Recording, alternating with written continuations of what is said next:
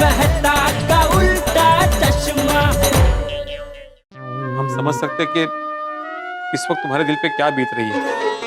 अच्छा समझ सकते हो ना, तो फिर नाचो मेरे साथ। पोपट भाऊजी, देखिए आप इतना टेंशन मत लीजिए। हाँ, सब जल्द से जल्द ठीक हो जाएगा। हाँ पोपटलाल, तुम्हारी ऐसी हालत हमसे देखी नहीं जा रही है दोस्त। ये क्या बोल रहा है बेटा, कैसी हालत? यही जो तुम सदमे में इतना नाच रहे हो। नहीं, हम समझ सकते हैं कि इस बात का तुम्हारे दिमाग पे बहुत गहरा असर हुआ है, लेकिन तुम टेंशन मत लो। क्या बेटा तू कुछ भी बोले जा रहा है? तुझे क्या लगता है मेरे दिमाग के तार हिल गए? हाँ क्या? नहीं, जो भी हुआ उसके बाद भी तुम ऐसे नाच रहे हो तो हमें लगा कि कुछ गड़बड़ है।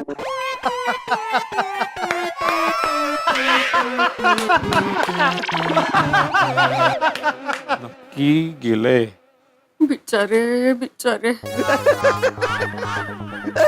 अरे बेटा क्या बोल रहा है? अरे भाई ऐसा कुछ भी नहीं है, मैं बहुत खुश हूँ इसलिए नाच रहा हूँ। कोई रिश्ता तय न होने पर खुश थोड़ी होता है, दुखी होता है। माधवी भाभी मैं दुखी था लेकिन अब नहीं हूँ। मंजे? अरे बात ही ऐसी है, जो होता है अच्छे के लिए होता है। आज मेरा रिश्ता नहीं हुआ, ये भी अच्छा ही हुआ। कम ऑन पोपटलाल भाई, क्या अच्छा हुआ? वो तीसरी फैमिली सच में शादी में इंटरेस्टेड थी, वो भी चली गई। हाँ, रिश्ता टूटने के बावजूद भी तुम इतने खुश लग रहे हो तो समझ में नहीं आया। मैं समझाता हूँ भाई, आज मेरे राशि फल में लिखा है कि आज अगर मेरा रिश्ता होता तो ज्यादा देर तक नहीं टिकता। तो इसलिए आप इतना खुश हैं? हाँ। अच्छा, मतलब तुम जेन्युइनली नाच रहे थे? पोपटलाल भाई, आपको खुश देखकर अच्छा लगा। Thank you thank you. अब मुझे लगा आप दुखी होंगे, इसलिए मैं आपके लिए पूरन पोली बना के लेके आई। अरे वाह। और मैं मूंग दाल के पकौड़े। अरे वाह वाह वाह, पूरन पोड़ी और मूंग दाल के पकौड़े मेरे फेवरेट हैं। लाइए लाइए। आगे आगे। भाई वाह, थैंक यू माधवी भाभी, थैंक यू कोमल भाभी। एक और खुशी की बात बताओ। हाँ हाँ बोलिए। बहुत जल्द मेरी शादी होने वाली है। कैसे? अरे अंजना जी आ रही है। ओह, मतलब लड़की का नाम अंजना है और एक रिश्ता आया। क्या बात है यार। कांग्रेचुलेशंस। हाँ, रिश्ता तय कब हुआ? अरे नहीं नहीं, ऐसा कुछ नहीं है भाई, वो शादीशुदा है। एक्चुअली वो वास्तुशास्त्र एक्सपर्ट है। मेरे घर पे आके देख के बताएगी कि किस कारण से मेरी शादी में बाधा आ रही है। ओह अच्छा। तो कब आ रही है अंजना जी? बस आती होंगी। हेलो, हाँ हाँ पोपटलाल ही बोल रहा हूँ। क्या आप पहुंचने वाली है? मैं आता हूँ नीचे रिसीव करने आपको। सी यू। अंजना जी बस पहुंचने वाली है, नीचे जाके उनको रिसीव करते हैं। हाँ चलिए। मैं ये खाना अंदर रख देता हूँ, बाद में खा लूंगा। आ गए आ गए आ गए। अरे बाप रे, ये तो ऐसे खुश हो रहा है जैसे वास्तुशास्त्र एक्सपर्ट नहीं, शादी एक्सपर्ट आई हो, जिसके आते इसके साथ फिरे नक्की।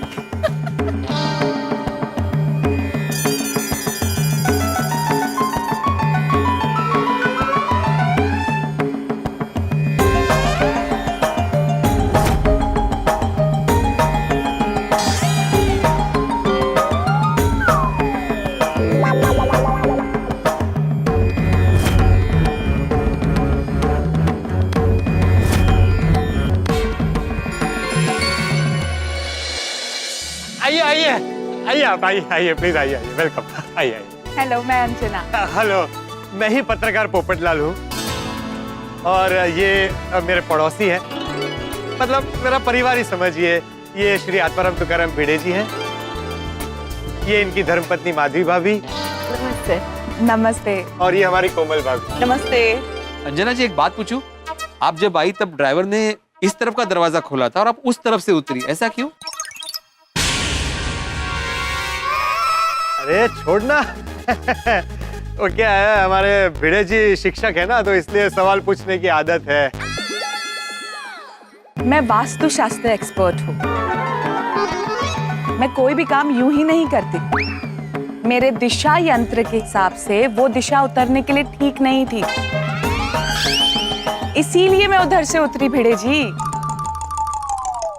मी काय म्हणते, ये आए हैं तो इनसे सोसाइटी की वास्तु चेक करवा लेते हैं ना। हाँ अच्छा आइडिया है। अच्छा अंजना जी, अभी आप आई है तो हमारे सोसाइटी की वास्तु भी चेक कर लीजिए ना। क्या है ना, यहाँ पे कभी कभी झगड़े होते रहते हैं, है ना? तू मुझे देख के क्या बोल रहा है? मैं झगड़ा करता हूँ? नहीं, मतलब सभी में, तुम्हारे साथ ही नहीं, मतलब काफी लोगों में यहाँ पे झगड़े होते रहते हैं, तो सोसाइटी की वास्तु में कोई दोष तो नहीं है ना असर? हाँ प्लीज। अरे भिड़े, तू सोसाइटी के प्रॉब्लम को लेके अभी क्या बैठ गया भाई? यार मेरी शादी अटकी पड़ी है, वो जरा देखने देना। हाँ, सोसाइटी का वास्तु मैं किसी और दिन देख लूंगी। आज तो मैं सिर्फ पोपटलाल जी के लिए यहाँ पर आई हूँ। Thank you. आइए घर चलते, आइए। 1 मिनट।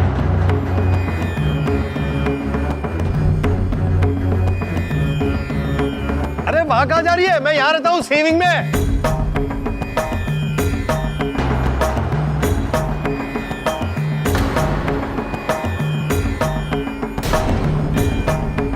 ये सखाराम का चक्कर क्यों काट रही है? काय माहित? अंजना जी, आप सखाराम को इतना घूर घूर के क्यों देख रही है? कौन सखाराम? ये स्कूटर, ये इनका है। स्कूटर का नाम रखा है सखाराम।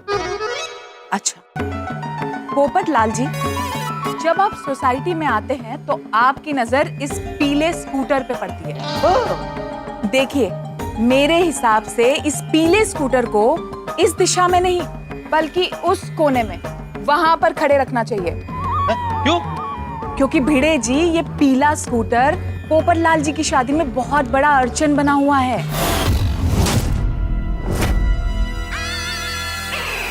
अच्छा, अगर ऐसा है अंजना जी, तो अब से ये स्कूटर सोसाइटी के बाहर खड़ा रहेगा। तो क्या सोसाइटी के बाहर खड़ा रहेगा पोपटलाल? और आप क्या कुछ भी बोल रही है? पोपटलाल की शादी में दिक्कत हो रही है, सखाराम की नहीं। अगर दिशा देखनी है ना तो पोपटलाल के घर पे जाके देखिए। देख बेड़ा, ये तेरा स्कूटर मेरी शादी में बाधा बन के खड़ा है। तुझे कुर्बानी देनी पड़ेगी। इस स्कूटर को यहाँ से हटाना पड़ेगा, मतलब हटाना पड़ेगा। सखाराम यहाँ से बिल्कुल नहीं हटेगा। और तुम क्या कब से स्कूटर स्कूटर बोल रहे हो? सखाराम है ना ये।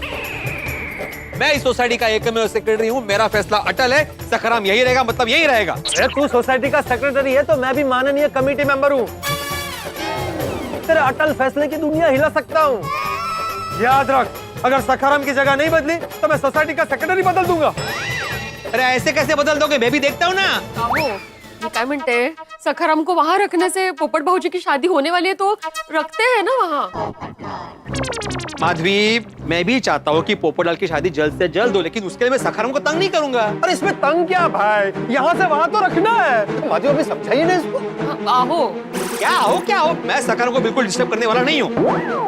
डिस्टर्ब क्या होता है? तो पोपटलाल भाई, आप शांत हो जाइए और अंजना जी जिस काम के लिए आई है ना, आप उस पे ध्यान दीजिए। वही तो कर रहा हूँ, इसलिए तो भिड़े को कह रहा हूँ। देख भिड़े, हम लोग ट्रायल बेसिस पर तो सखाराम को यहाँ से उस कोने में पार करके देख सकते हैं ना।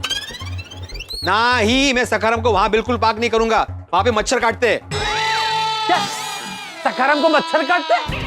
अरे मैं सखाराम को जब भी वहां पे पार्क करूंगा, वहां से उसको निकालूंगा तो मुझे मच्छर काटेंगे ना। तो उसमें भी तेरी गलती है। तू सोसाइटी का सेक्रेटरी है। सोसाइटी में जितने भी मच्छर है, वो सबकी जिम्मेदारी तेरी है। जो आते हैं जाते हैं, किसी को भी काटते हैं, सबकी जिम्मेदारी तेरी है। पोपट भाऊजी, आप शांत हो जाइए। देखिए, टेंशन मत लीजिए, हम लोग सखाराम को वहाँ रखने का कुछ सोचते हैं। हाँ? कशाला नहीं। अच्छा, आप लोग शांत हो जाइए। स्कूटर को लेकर इतने परेशान मत होइए। ये तो छोटी मोटी बाधा है। असली बाधा तो पोपटलाल जी के घर में है। कौन है? आईना मुआयना करते हैं ना जाके। अभी पोपटलाल के घर पे चलते हैं और असली बाधा को ढूंढते हैं। हाँ, चलो। हाँ चलिए। सॉरी भिड़े जी, इस बाधा के बारे में मैं पोपटलाल जी के अलावा किसी और को नहीं बता सकती, और इसका उपाय भी सिर्फ उनको बता सकती हूँ। कोई हरकत नहीं अंजना जी, आप जाइए, हम लोग अपने अपने घर जाते हैं। सॉरी। हाँ, आइए आइए आइए आइए आइए, घर चलते हैं। आइए। माधवी, तुम वाकई इन बातों को मानती हो? हाँ, हमारे गांव में ना एक परिवार था, उनके पास 4 बकरियां थी। तो उनको किसी ने बोला कि आप ना बकरियां बेच दो और गाय लेके आओ, उसके बदले आपका जीवन बदल जाएगा। और उन्होंने सच में ऐसा किया, तो वो कहां से कहां पहुंच गए, एकदम जीवन बदल ही गया। वाह, वेरी इंटरेस्टिंग। हाँ माधवी भाभी, वैसे ट्राई करने में क्या जाता है? नहीं नहीं अजिबात नहीं। ये नाही ऐकणार तुम्ही, चला हम लोग जाते हैं घर। बात तो बदल ही जाएगा ना, गाय के दूध को ज्यादा घेऊन या, अरे पण आइए आइए अंजना जी, आइए आइए आइए। मेरे घर के एंट्री की दिशा तो सही है ना? हाँ, ये ठीक है। पर पोपटलाल जी, घर में आते ही मुझे उस चीज की ऊर्जा का आभास हो रहा है जो आपकी शादी में अड़चन बनी हुई है। अरे तो बताइए कौन सी है वो चीज? मैं अभी के अभी उससे अपने घर से ही नहीं, इस सोसाइटी से बाहर कर दूंगा। रुकिए रुकिए, बताती हूँ।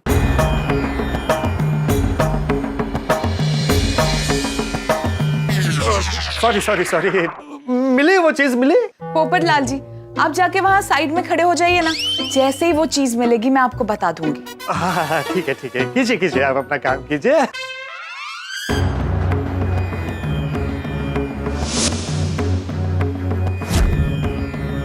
मैं आए? Please please.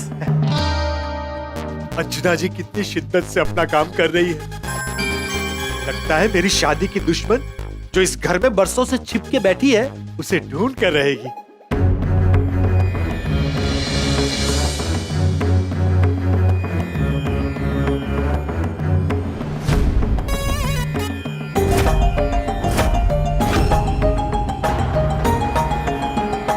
मिल गई वो चीज जो आपकी शादी में अड़चन बनी हुई है। अरे वाह, मिल गई। कहाँ है वो चीज? ये रही। इसे अपने घर से बाहर निकाल दीजिए। क्या? मैं खुद ही अपनी शादी में अड़चन बना हुआ हूँ। पोपटलाल जी, आप नहीं, आपके पीछे जो शेरवानी है उसकी बात कर रही हूँ। ये शेरवानी? हाँ, अरे ये मेरी शादी की शेरवानी है, बरसों से यही है। तभी तो बरसों से आपकी शादी नहीं हो रही पोपटलाल जी।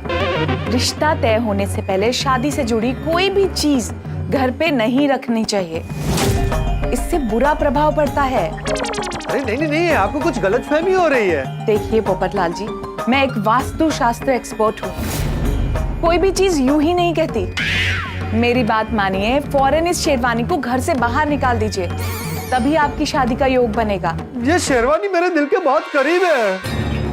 मैंने क्या क्या सपने देखे हैं कि शादी वाले दिन इसे पहनकर स्टाइल में घोड़े पर चढ़ूंगा। तो ऐसे कैसे घर से निकाल दूं? जब तक ये शेरवानी इस घर में रहेगी आपकी शादी नहीं होगी। अब बताइए, आपको शादी ज्यादा प्यारी है या शेरवानी? शादी। बस तो फिर निकाल दीजिए इस शेरवानी को घर से बाहर। देखिए, मेरा काम था उस चीज को ढूंढ निकालना जो आपकी शादी में अड़चन बनी हुई है। बाकी आपकी मर्जी, मैं चलती हूँ। अरे रुकिए रुकिए, आप जैसा कहेंगी मैं वैसा करूंगा। तो मेरी बात ध्यान से सुनिए। ये शेरवानी या तो आप किसी मंदिर में दान दे दीजिए या तो किसी जरूरतमंद कुंवारे को दे दीजिए। लेकिन याद रहे, ये काम आप खुद नहीं कर सकते। तो ये काम किसी और से करवाना पड़ेगा? हाँ, और हाँ, ये काम जो भी करे उसे कहिएगा कि ये शेरवानी छोड़ने के बाद दोबारा मुड़ के वहां ना देखे, सीधा वहां से निकल जाए। क्यों?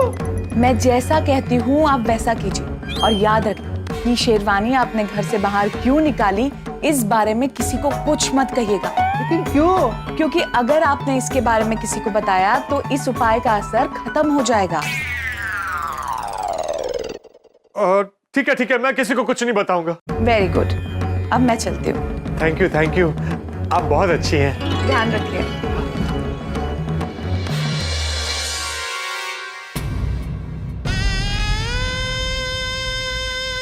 मेरी प्यारी शेरवानी, तुझसे दूरी मैं बर्दाश्त नहीं कर पाऊंगा, लेकिन तुझे घर से नहीं निकाला तो मेरी शादी कभी नहीं होगी। क्या करूं कुछ समझ में नहीं आ रहा। कैसे धर्म संकट में फंस गया हूं मैं जानता हूं मुझे यूं कुंवारा देखना तुझे गंवारा नहीं, तेरे बिना इस घर में रहना मुझे गंवारा नहीं। लेकिन क्या करूं मेरे दोस्त, हालात कुछ ऐसे बन गए हैं कि तुझे घर से निकाले बिना मेरे पास और कोई चारा नहीं। हो सके तो मुझे माफ कर देना दोस्त। अलविदा।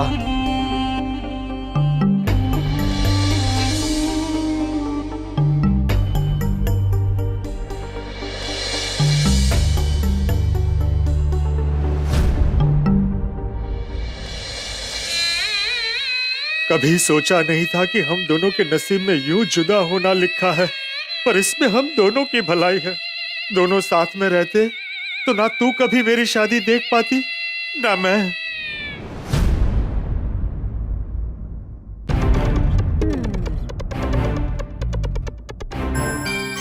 हे भगवान, हो सके तो ये शेरवानी किसी जरूरतमंद कुंवारे के हाथों में ही पहुंचाना, ताकि कम से कम इसे तो शादी का हिस्सा बनने का मौका मिले। दोस्त, हमारा साथ यही तक था, हो सके तो मुझे माफ कर देना।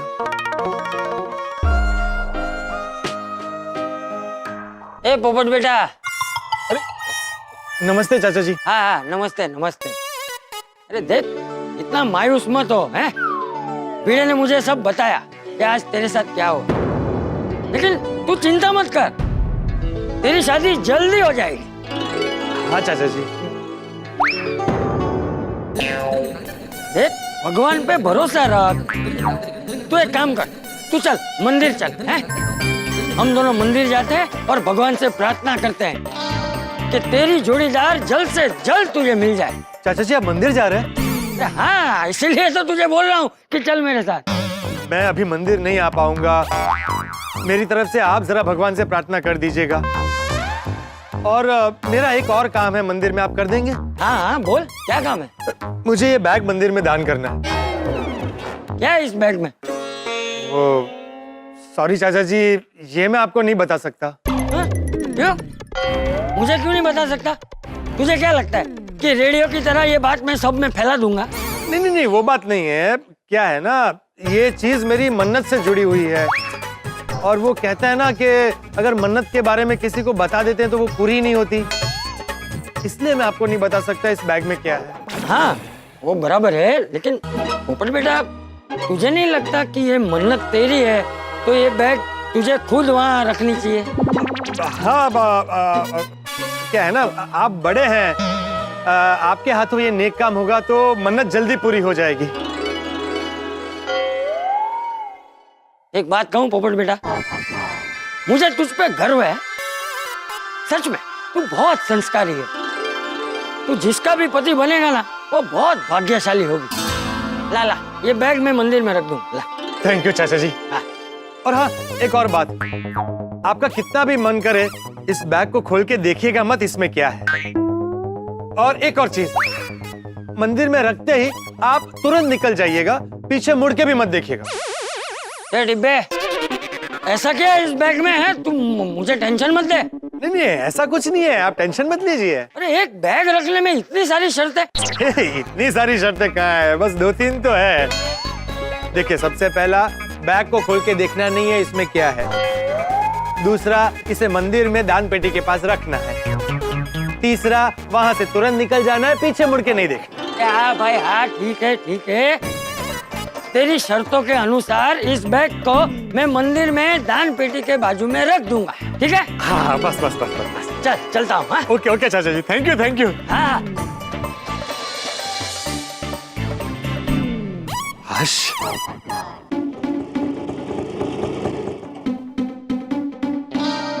तो चाचा जी, हाँ अब बैग भूल गए आपका। हे भगवान, ये बैग यहाँ भूल जाता तो पोपट बेटे की मन्नत कैसे पूरी होती? थैंक यू भाई, थैंक यू।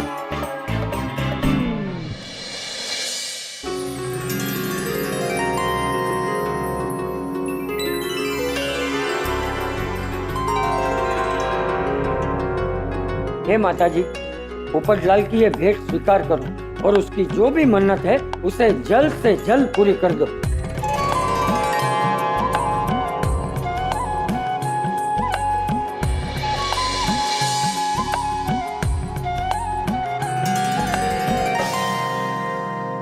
पोपट बेटे ने कहा था कि बैग रखने के बाद तुरंत निकल जाना, पीछे मुड़ के देखना मत।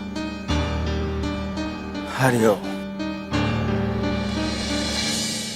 ये थैला कौन रख गया दान पेटी के पास? लगता है कोई माता रानी को भेंट चढ़ा गया है। देखते हैं क्या है।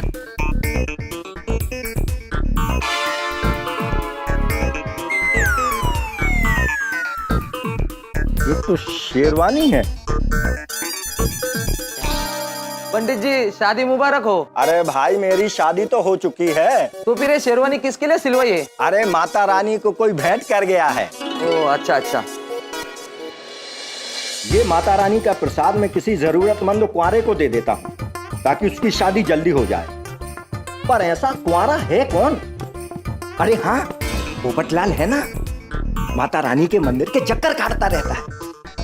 उसको दे देता हूँ, उसका भला हो जाए।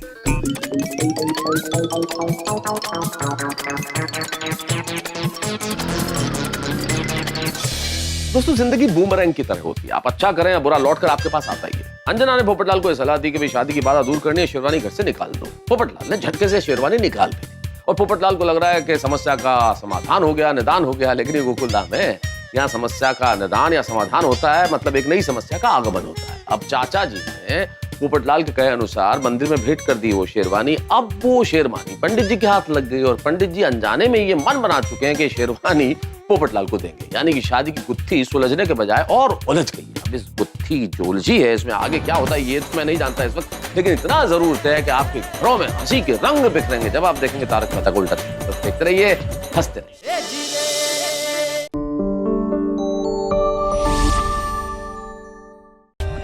For more updates, subscribe to our channel, click the show links and enjoy watching the videos.